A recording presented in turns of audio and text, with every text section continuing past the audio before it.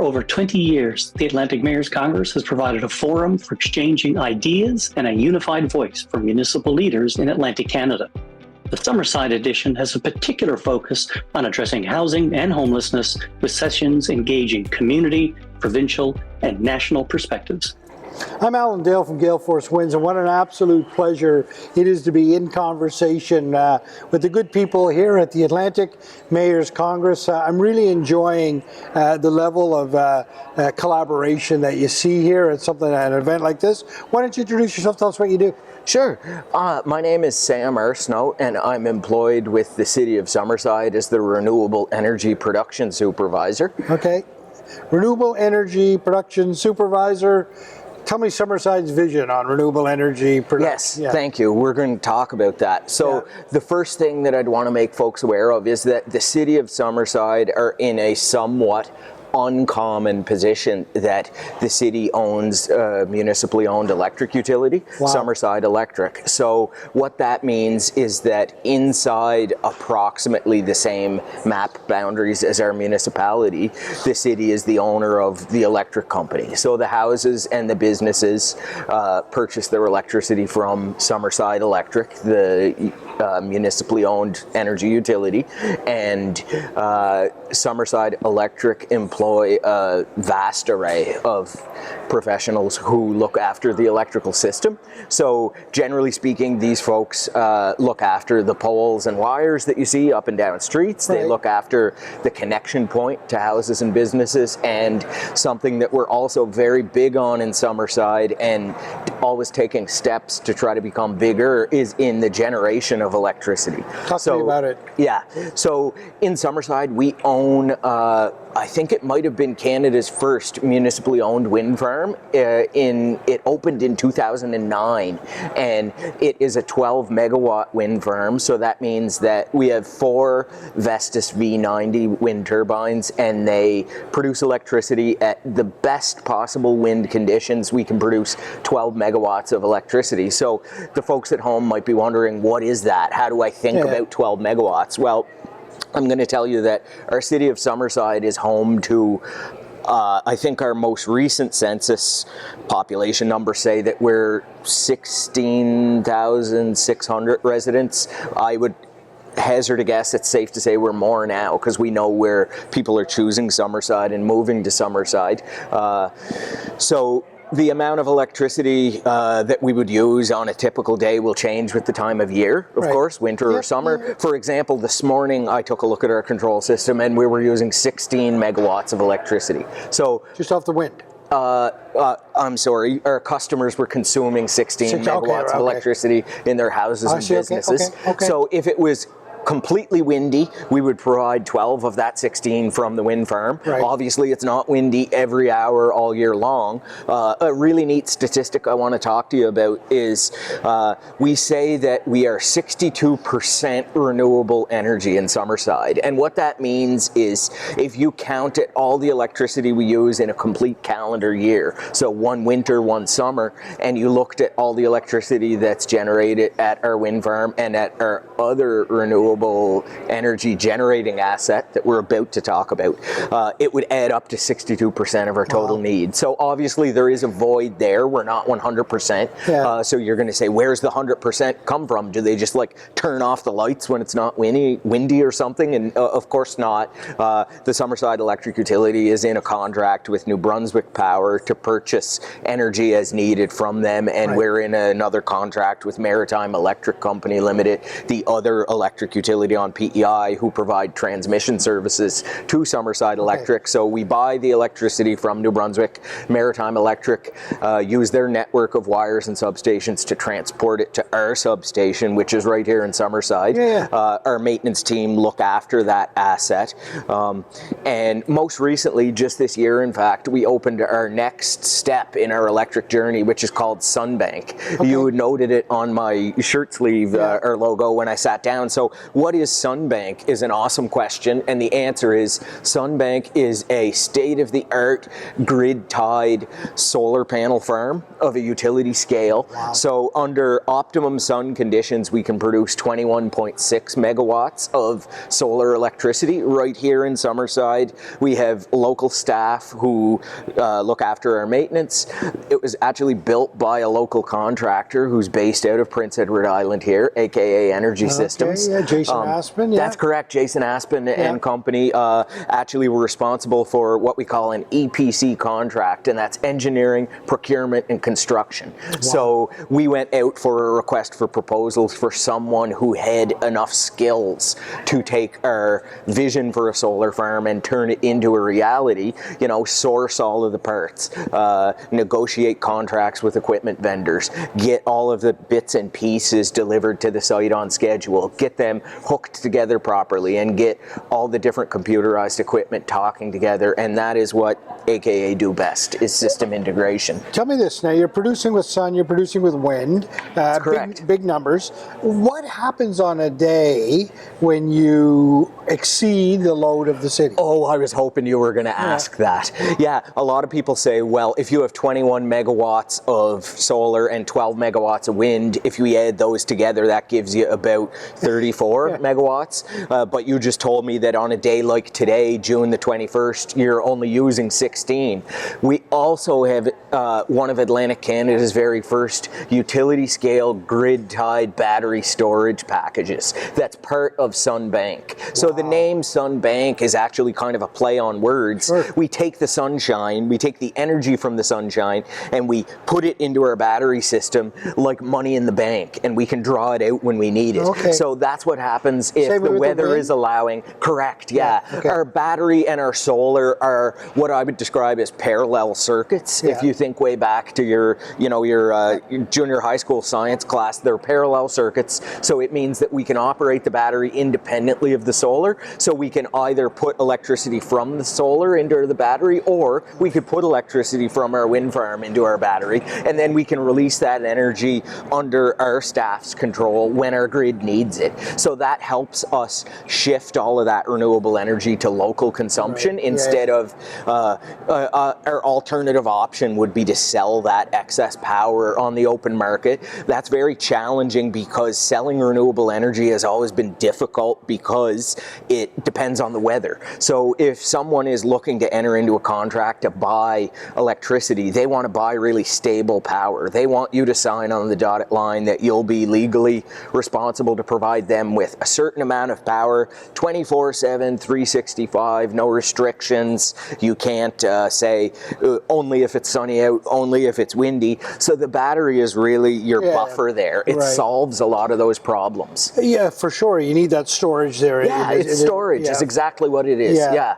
Tell me this now. How does it, so that's fantastic. Like what you just described to me is a dream for many, many places, many municipalities. It's a dream for me as well. I actually, I feel like I'm realizing I'm aging more quickly than I thought I was. I feel like I just graduated from college, but it was actually, maybe a little more than 15 years ago. I studied renewable energy at the University of Waterloo as an engineering student. So you were, and I always dreamed of working someplace like Summerside, and here I am. Tell me this now, how does it affect the bottom line customer, all of this renewable energy? So That's a great question. Yeah. What are the benefits? So first of all, we have local interaction of local staff with our grid. So when emergencies happen, we're able to respond more quickly and restore power more quickly. Everyone remembers Hurricane Fiona that swept through recently, and there was massive amounts of damage. And of course, overhead power lines are always one of the assets that takes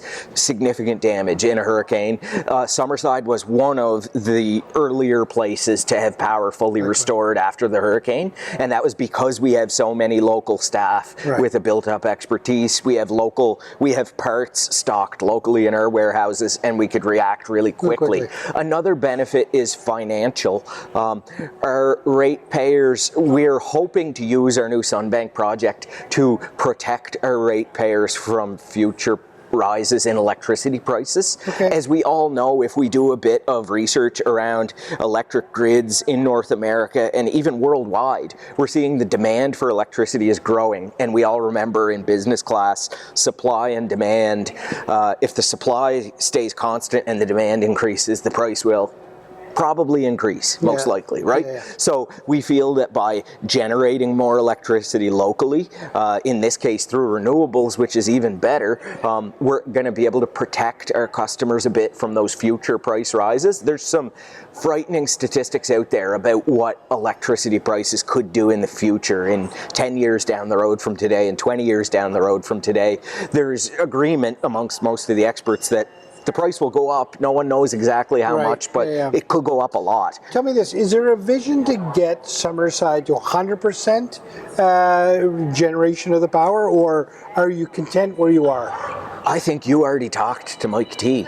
So yes, Summerside's long-term goal is we would love to see a 100% fulfillment of our power needs with local renewables. And we have some sort of top secret plans on the drawing board right now with some of our more senior officials. I don't sit at that table just yet, but I hear the bits and pieces of the stories, and the next ideas are being examined. There's some exciting things.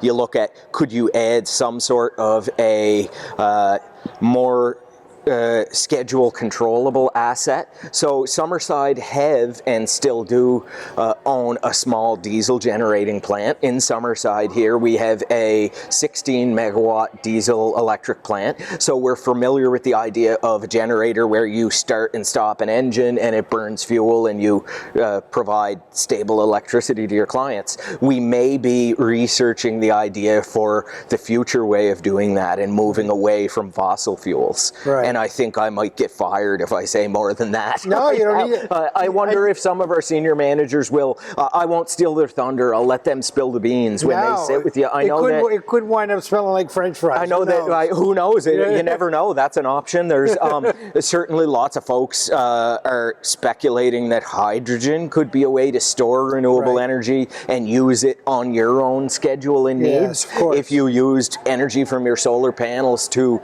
separate water through hydrolysis into hydrogen and oxygen, you could store up a supply of hydrogen and then run a generator on hydrogen at the time that you determine. So you get to know your customers, you find out, you get a computer model that predicts their behavior of, you know, we're all going to go home and put something yummy in the oven probably between 5 and 7 p.m. almost every night. So we know there's going to be an increased demand for electricity at those hours. People come home and do their laundry. They might use an electric hot water heater and they're taking baths and showers and things. And we know that the evening is a big time when people use a lot of electricity.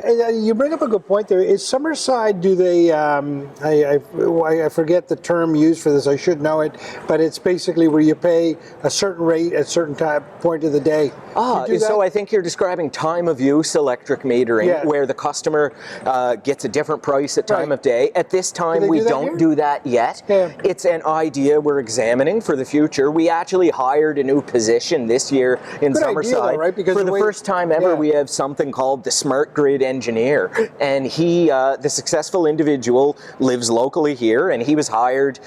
He's an electrical engineer with a longer career than myself in these types of ideas and renewable energy, in fact, and a lot of experience in controls and network design, which always comes into play when we move to these higher tech ideas. And he's examining these ideas to determine the path forward. We have been installing what we call advanced metering infrastructure, which is a higher tech, more computerized electric meter for your house. And one thing it does do, and our new ones are doing, is give the utility all that data. It tells them what time of day you're using your electricity, and that helps us better plan to suit the customer's needs. I recall once in Summerside, there was a method to store energy in ceramic. Yeah, we still do that. You're describing our program called the Heat for Less Now program. It's a program that was first initiated shortly after we built our wind farm. And the issue we had was with a 12 megawatt wind farm, and at the time, a smaller population in a smaller community, we had many hours, especially at nighttime, when we had a little more electricity than we used locally. And it turned out that the price we could achieve for that on the open market wasn't that great, because it's renewable and it fluctuated with the weather. Buyers really offered a really kind of a lowball offer for that electricity. So some of our staff came up with this idea that said, well, let's make a program that benefits us, but also benefits our customers so that they can achieve some of our enjoy some of our success with us in owning this wind farm. So we created what we call the Heat for Less Now program. In the Heat for Less Now program, a homeowner or business owner in Summerside purchases a heating appliance from Summerside Electric. It could be an electric furnace or an electric room heater or a hot water electric heater or a forced air electric furnace. And they all have a method of storing energy by heating up at a time when the computer is told to do so. So the room heaters were an electric heater in a well-insulated box filled with ceramic bricks, which would get hot when the heater comes on. And then when the customer needs heat because they come home and they want to warm the house up, or it's a cold time of the day weather-wise, the unit turns on and it releases that stored energy into the customer's house as controlled, comfortable heat. And one of the best benefits is the customers that participate in this program receive a major discount on a portion of the electricity they buy each month. Wow. So depending on the size of the heater they got, they would get a certain block of energy, a certain number of kilowatt hours per month at approximately half price of the regular price. So it helps them reduce their heating cost for their home or business, which is just a win-win. It's a win for the utility. We're making better use of renewable energy. It's a win for the customer. They're saving money and having comfortable heat. So we try to look for that mutual benefit. We don't want to just keep all the benefit for the city. You know, sometimes people say, oh, you have all these solar panels, why isn't my electricity free? Well, we're giving you the best deal we can on your electricity, and we're taking the proceeds that are generated to reinvest in the community in whatever ways benefit the community most. For example, some people would look at this beautiful credit union place, recreation facility, and say, hey, that's sort of suspiciously nice for a population of like 15,000. Why is your rec center that big and that nice? I am not a finance expert, and I, again, don't want to overstep my bounds, but I am confident that the financial picture, the credit union place, has been made a reality for many reasons, but one is the financial success of the Summerside Electric Utility. And leave it at that note, because I want to tell you that's a perfect way to end this conversation. And I want to tell you this, there will be many people watching this wondering exactly what's going on in the Summerside Utility, and you just we want them to come see. We want them to visit, and we always, that's one thing, we are very open giving tours. I mean, especially if they work in electricity or in a city or a municipality, great. But even if they don't, our doors are always open for tours, and we'll always take the time to chat, because we're really proud of what we built here. It took a whole team effort to build it, and we don't want to keep it a secret. Pleasure to have you on the conversation. Thank you very much, Alan. I really enjoyed this. For over 20 years, the Atlantic Mayors Congress has provided a forum for exchanging ideas and a unified voice for municipal leaders in Atlantic Canada.